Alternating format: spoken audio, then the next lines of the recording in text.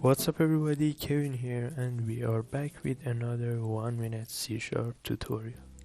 In this video we are gonna create for loop. Let's start.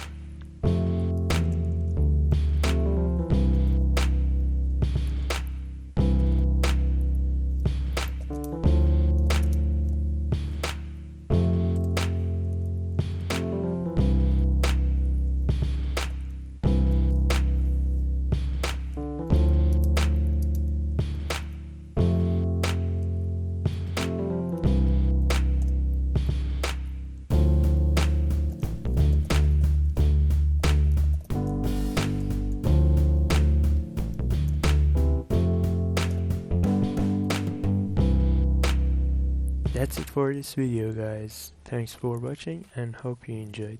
If you did, please leave a like and subscribe for more. Hope you have an awesome day and peace out.